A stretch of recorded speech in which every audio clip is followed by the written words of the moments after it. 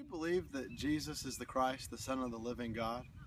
For many people, believing in Jesus is the claim that will save you. But notice in Matthew chapter 16 and verse 13. Now when Jesus came into the district of Caesarea Philippi, he asked his disciples, "Who do people say that the Son of Man is?" He's asking them, "Who do people say that I am?" In verse 14, and they said, "Some say John the Baptist, others say Elijah, and others Jeremiah or one of the prophets." He said to them, "But who do you say that I am?" Note verse 16. Simon Peter replied, "You are the Christ, the Son of the living God." And certainly Peter was correct in his bold assertion that Jesus is the Christ. He is the Son of the living God. And so we could say that Peter believed that message. But is that really what belief means?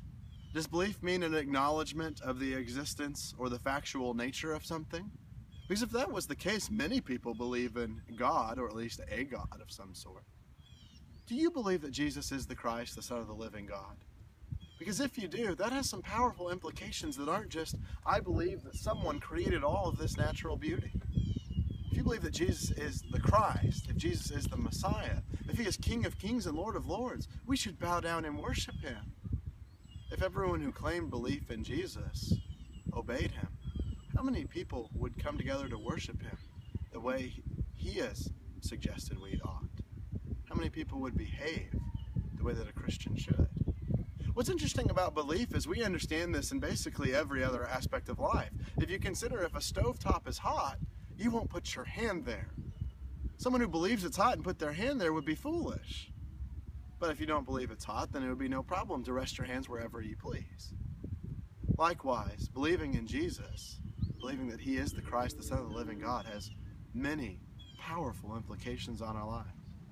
I asked you to consider the famous words of John chapter 3 and verse 16, where it says, "For God so loved the world that he gave his only Son, that whoever believes in him should not perish, but have eternal life." Consider the words, "For God so loved the world that he gave his only Son, that whoever believes in him should not perish, but have eternal life." Is that belief just an acknowledgement? Or is it an understanding that Jesus is the Christ? He is the Messiah. The challenge is for you and the challenge is for me. Live out what we believe.